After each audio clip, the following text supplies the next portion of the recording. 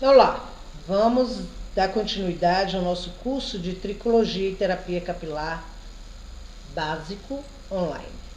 Neste módulo, nós vamos falar sobre as doenças do couro cabeludo, que são várias, mas aqui eu vou apenas colocar algumas, as que mais nos são procuradas nos centros de beleza, nos centros técnicos e nas clínicas de tricologias não médica.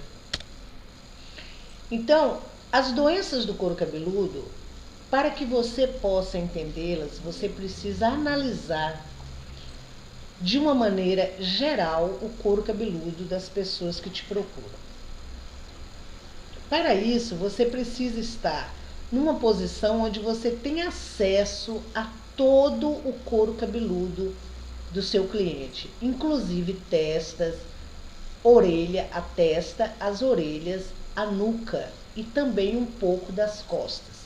Então, para que você tenha uma visão geral do couro cabeludo, você vai dividir todo o cabelo e analisar minuciosamente esse couro cabeludo, para que você defina qual que é realmente o problema que esse seu cliente está passando. Ele vem com uma queixa, mas você deve analisar os fios de cabelo e também o couro cabeludo. Então, as doenças do couro cabeludo são muitas. Então, são todos os problemas que afetam o couro cabeludo, né? E aí você precisa saber o que está acontecendo, o que pode ocasionar este problema, para que ele não se torne mais grave. Porque é certo que a pessoa chega para você num desespero. Isso é fato. E esse desespero vai tornar uma depressão e até mesmo um problema mental. Então a gente tem que observar com cuidado, com critério, com muito respeito, porque de fato, verdadeiramente, a queixa do seu cliente está sendo muito séria e você não pode deixar de fazer uma avaliação sucinta, tá? Você tem que observar muito bem o que está atingindo o problema no couro cabeludo e o que isso pode estar ocasionando ao seu cliente. Pois bem, uma das grandes queixas é a caspa, que é chamada de pitiríase.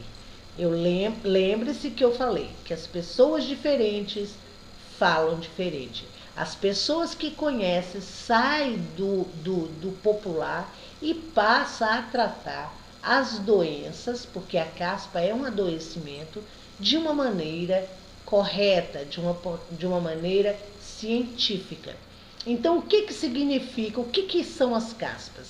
As caspas são as células do couro cabeludo que deveriam se renovar a cada 30 a 45 dias, elas passam a serem de uma maneira mais exacerbada, né? Provocando hiperemia, incômodo e constrangimento. Porque a pessoa que está com esse problema, ele evita roupas escuras por causa desta aparência de descuido, de falta de higiene. Então, é muito séria.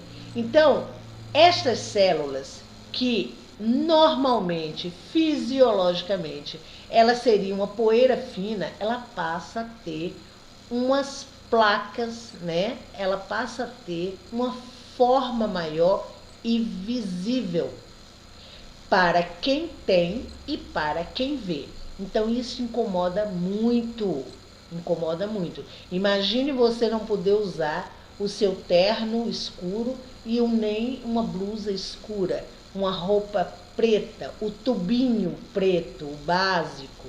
Então a pessoa passa a ficar muito incomodada, com vergonha, e aí sim a coisa começa a ficar mais a nível emocional e muitas vezes mental. Então, deveria ser invisível, né? Que vai ficar nos cabelos, e aí quando você vai fazer a higienização, esta poeira invisível sairia na espuma dos higienizantes, dos shampoos. Porém, ela passa a ser visível e aí não tem como. Acabou de lavar os cabelos, assim que seca, ela começa a ficar aparente.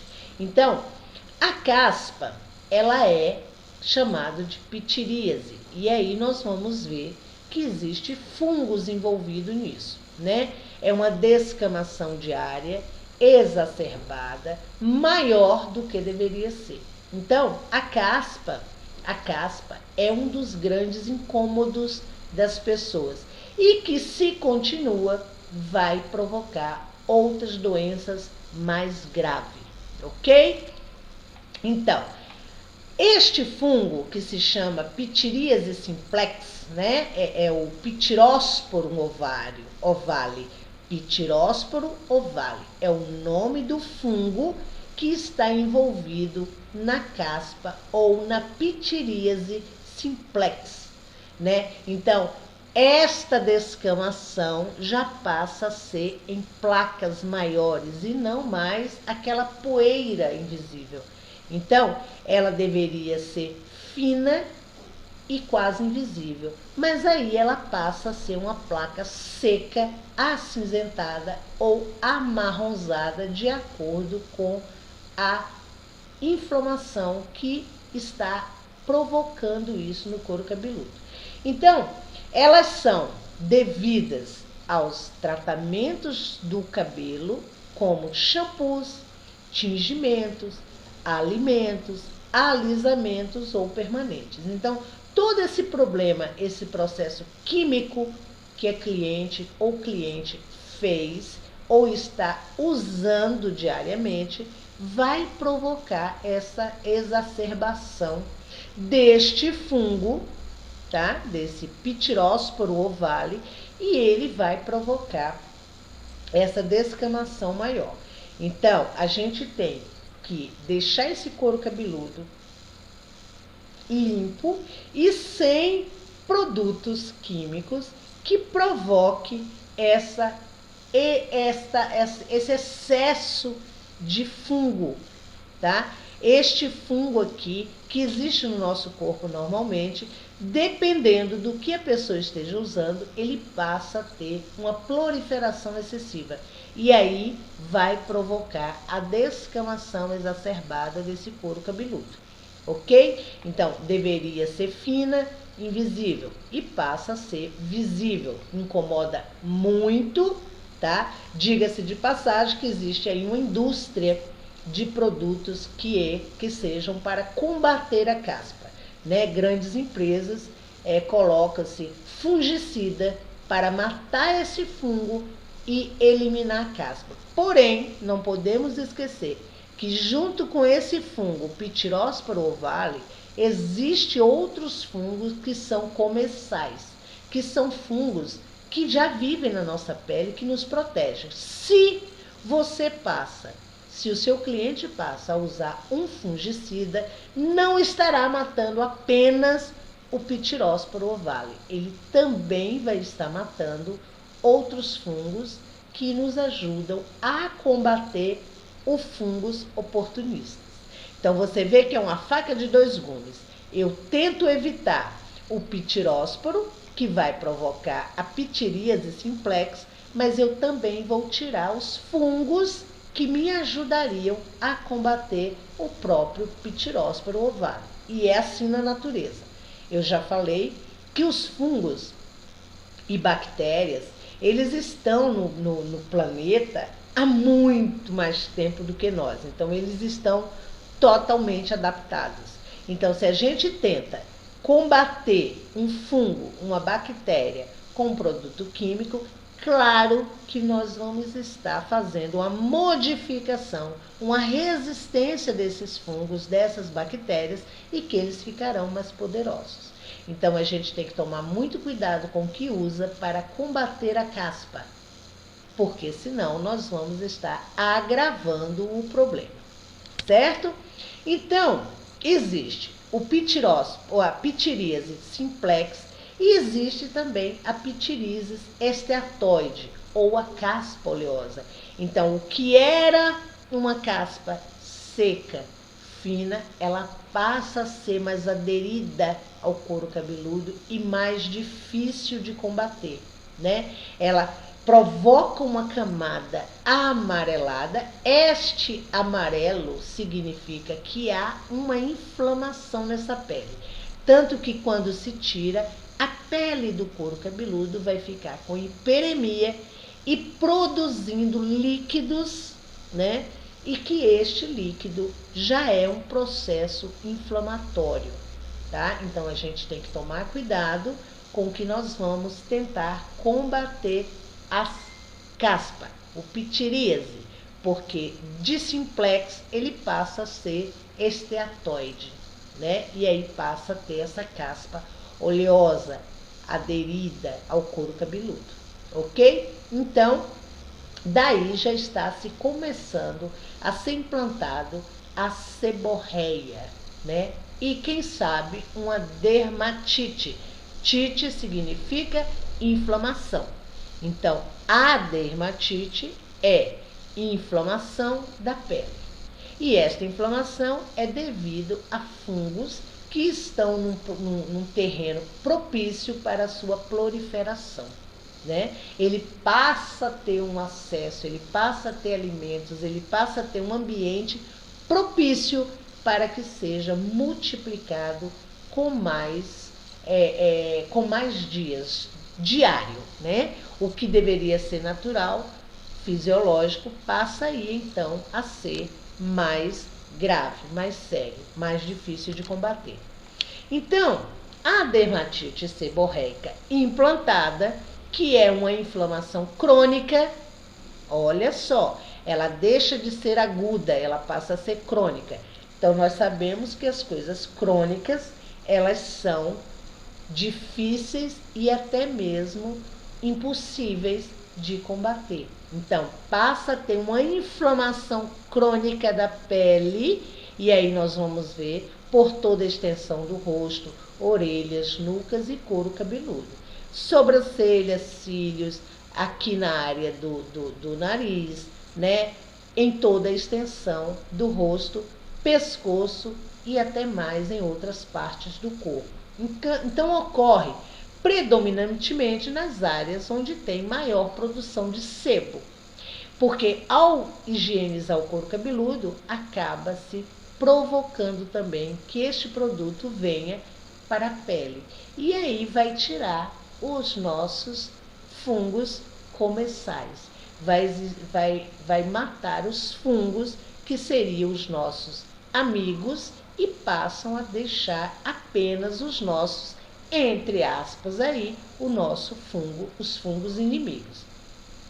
É uma causa desconhecida, mas existe aí um campo propício, né? Que é o Pitiróspora ovale, disseminar, que aí é o excesso de sebum, né? A má higienização. Eu não quero dizer que a pessoa não está higienizando, mas ela está utilizando produtos que não deveriam estar sendo utilizados, e aí passa a ter essas crostras, que é a dermatite seborreica implantada.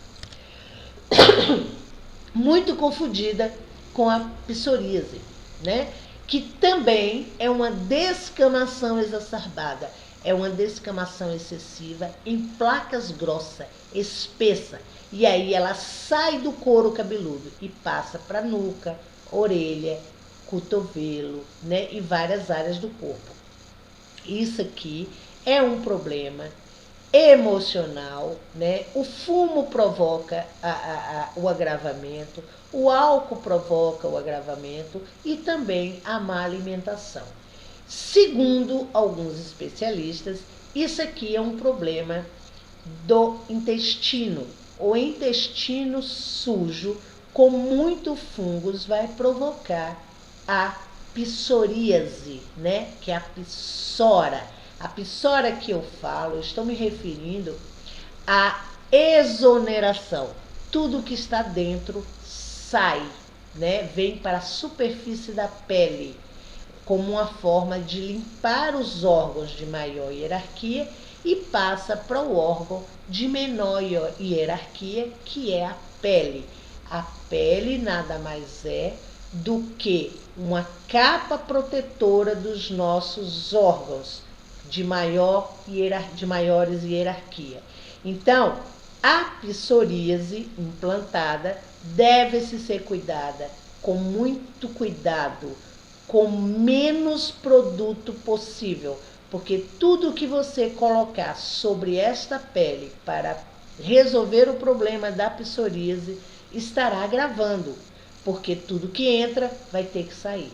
Então, através desses problemas de pele, nós podemos perceber que a pessoa está com problema emocional, está fazendo uso de algumas substâncias tóxicas, ingerindo alimento que não deveria, porque cada pessoa tem o seu alimento de acordo com a sua natureza, seja ela genética, emocional ou mental, né? Até a questão sanguínea está envolvida aí. Mas isso são assuntos para a aula mais adiante. Então, é confundida quando começa com caspa, com dermatite ou eczema, tá? Mas infelizmente é um problema crônico e que é quase impossível tratar desde que a pessoa não passe a não fazer uso de alguns cuidados. Eu digo cuidados no sentido emocional e até mesmo nutricional. E assim nós vamos terminar esta primeira aula do 5º módulo. A seguir eu vou falar de outros adoecimentos. Um grande abraço.